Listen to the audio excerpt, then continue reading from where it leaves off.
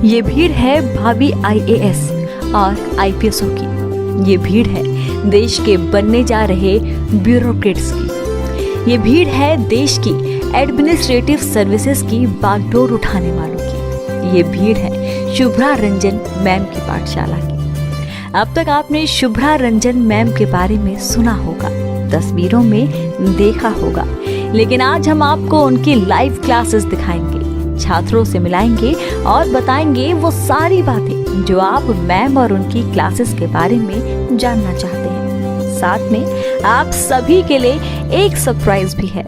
तो चलिए ले चलते हैं आपको PSIR देवी शुभ्रा रंजन मैम की पाठशाला में।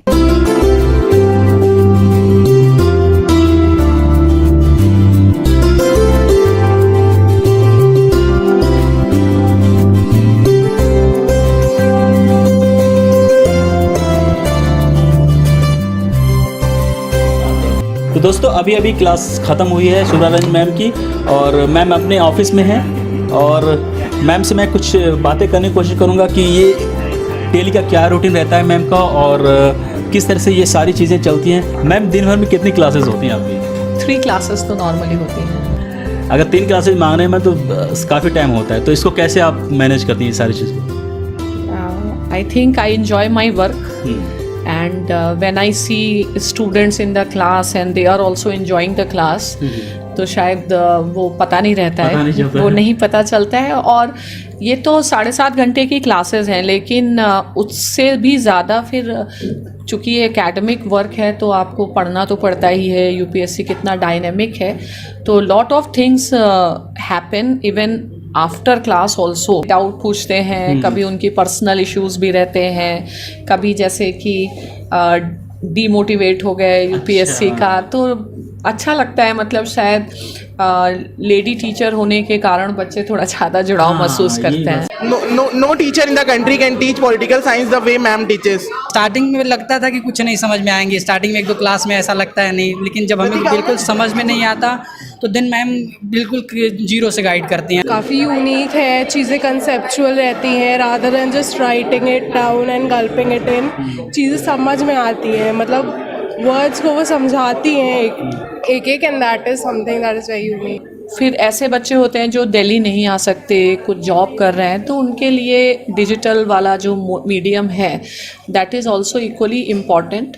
बट यस, एक टीचर के नाते भी जो सेटिस्फैक्शन आपको क्लास में मिलता है वो ऑनलाइन नहीं मिल सकता, क्योंकि क्लास भी कैसे आगे डेवलप होता है, ठीक है। तो सामने बच्चे हैं, बच्चों के मन में क्या प्रश्न है, तो उन्हीं चीज़ों को ही हम लेकर के ही क्लास डेवलप होता है। मैम तो अच्छा ही पढ़ाता है, मतलब अच्छे से, मतलब नोट्स भी लिखाती है और एक्सप्लेन भी अच्छे से ही करती है। इतनी सारी भीड़ रहती है, इतने सारे लोग रहते हैं, उस बीच में अगर कोई सवाल पूछना हो तो कैसे होता है सर? वो मतलब मैम तो माइक दे देते तो कोई भी पूछ सकते हैं और मैम उसका जवाब भी देते हैं। मैम आपने डिजिटल मोड वाली बात की, इसी से मुझे एक बात याद आई कि शुभ्रा रंजन आईएएस में इंटीग्रेशन वाली बात हो रही है, लाइक ऑप्शनल के साथ जीएस की भी पढ़ाई होगी, इसमें आपकी क्या इन्वॉल्वमेंट रहेगी? देखिए, पहले मैं उसकी एक फ़िलॉसफी बता दूं कि चूंकि अगर हम पॉलिटिकल साइंस को देखें तो वो एक ऐसा विषय है कि आपके जनरल स्टडीज़ के वैसे ही बहुत सारे पोर्शन कवर हो जाते हैं।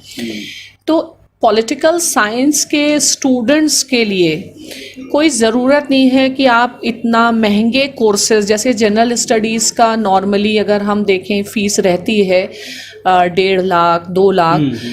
अब जनरल स्टडीज़ तो एक सामान्य अध्ययन है, तो इसमें इतनी ज़्यादा फीस होने की ज़रूरत है नहीं। और अगर कोई पॉलिटिकल साइंस का स्टूडेंट है तो उसको तो हमें नहीं लगता है कि पॉलिटिकल साइंस लेने के बाद जनरल स्टडीज़ का कोई इतना महंगा कोर्स करना चाहिए, क्योंकि उसकी ज़रूरत होती नहीं है। नेक्स्ट है कि सब्जेक्ट में बहुत सारी ऐसी चीज़ें हैं जो जनरल स्टडीज़ को ओवरलैप करती हैं। तो इस एग्ज़ाम के प्रिपरेशन में क्या चीज़ है? Time management. तो आप बेटर ढंग से टाइम मैनेजमेंट कर सकते हैं, आप सब्जेक्ट और जीएस दोनों को इस ढंग से पढ़ सकते हैं कि इंटरलिंकेजेस हो जाएं। She has a very unique way of teaching because when you are in the class, most of the things you are getting in the class only. Her notes are very easy to read after the class. Even though the class strength is too high, मतलब above 800, but then also ma'am take too much doubts in the class. She never discourage people to ask questions. She always encourage students to ask questions. चारों papers हैं, लेकिन आप हर चीज़ नहीं संभाल सकते हैं। आपको कुछ मेन एरियाज को संभालना पड़ेगा। पूरे चारों जीएस पेपर का अगर हम कहें कि उसका स्पाइन या रीढ़ क्या है, वो GS2 है, क्योंकि GS2 अगर आपने पढ़ा तभी आप एथिक्स का पेपर अच्छे से कर पाएंगे। आपने GS2 पढ़ा तो फिर आप जो पोस्ट इंडिपेंडेंस है, आप पेपर 1 है, तो अगर GS2 आपका बहुत अच्छा फाउंडेशन स्ट्रॉन्ग है, इवन GS3 में भी जो इंडियन इकोनॉमी भी आती है, वो कोई कोर माइक्रो इकोनॉमी नहीं आती है मेंस में, वो फिर गवर्नमेंट पॉलिसीज़ पर आती हैं। पॉलिटिकल साइंस में रिजल्ट्स क्यों अच्छे आते हैं? क्योंकि वी कीप ऑन इनोवेटिंग कि इस साल ये पढ़ाओ, इस साल पढ़ाने का या नोट्स का ये तरीका बदल दो। तो जनरल स्टडीज़ में भी अगर हम थोड़ा सा स्तर बताएं, बच्चों को चीज़ों की फ़िलॉसफी समझाएं, तो चाहे फिर वो इकोनॉमी हो या सोशल इश्यूज़ हो, वो ज़्यादा अच्छे से वो समझ पाएंगे, वो लिख पाएंगे। बहुत सारे ऐसे स्टूडेंट्स होते हैं जो कि फाइनेंशियली चैलेंज्ड होते हैं और जनरल स्टडीज़ की 1.5 lakh 1.75 lakh they can not pay. If he is coming for optional, we will ensure, और हम इतने उसको अफोर्डेबल प्राइस में आपको देंगे कि आपको जनरल स्टडीज़ की कोचिंग आप खुद मोटिवेट होंगे हमारे यहाँ आने के लिए। And once you are here we will be covering both the optional and general studies in very integrated manner. There are students जो कि जनरल स्टडीज स्टार्ट करने से पहले भी एक लेवल ऑफ प्रिपरेशन चाहते हैं, बिकॉज वो स्मूथ ट्रांजिशन चाहते हैं, राइट?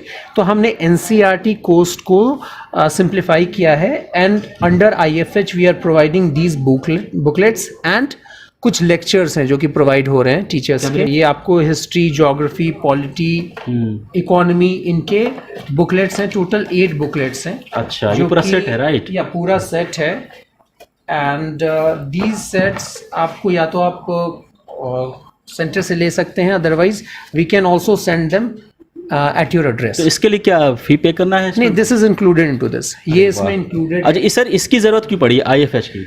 अगेन जरूरत, इसका क्या फायदा है बच्चों को? को? इसमें होता है क्या है कि बहुत सारे, इनफैक्ट 85% जो आते हैं वो नॉन आर्ट्स बैकग्राउंड से आते हैं, ठीक है, इंजीनियर्स आते हैं मोस्टली, और पॉलिटिकल साइंस स्टार्ट करने से पहले वो चाहते हैं कि एक ब्रिज कोर्स हो बीच में। अच्छा। राइट, रेफरेंस बुक्स हैं, फॉर एग्जांपल हम पॉलिटिकल लक्ष्मीकांत पढ़ते हैं, स्पेक्ट्रम पढ़ते हैं, बट वो भी उनका भी एक सर्टेन लेवल है।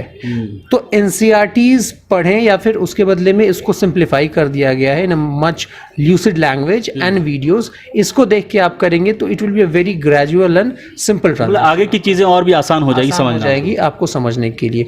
तो ये एफर्ट बनाया गया है इस पर्टिकुलर IFH कोर्स में, जो कि इसमें इंक्लूडेड है। तो बेसिकली यदि मैं सम अप कर सकूं तो जो 90,000 का इंटीग्रेटेड कोर्स है हमारा, we are providing optional, we are providing all GS papers, we are providing the quality enrichment program for prelims and the IFH. Okay. This and of course you have the tab which will facilitate you. मेरी सबसे बड़ी strength है answer writing, और बच्चों की सबसे बड़ी वो वीकनेस है। तो ये जो पर्टिकुलर कोर्स है, इसमें आई विल ट्राई कि जितना ज़्यादा और बहुत रेगुलरली बच्चों के साथ आंसर राइटिंग करवाई जा सके। को आंसर राइटिंग की वो जो बारीकियां हैं, उसके जो न्यूएंसेस हैं, वो समझ में आने चाहिए। तो मैंने अभी एक GS2 को लेकर के प्रोग्राम किया, तो बच्चों को काफ़ी अच्छा लगा, बच्चों को काफ़ी समझ में भी आया कि एक्चुअली आंसर्स कैसे लिखने चाहिए, और इतना मुश्किल है नहीं जितना कि लगता है।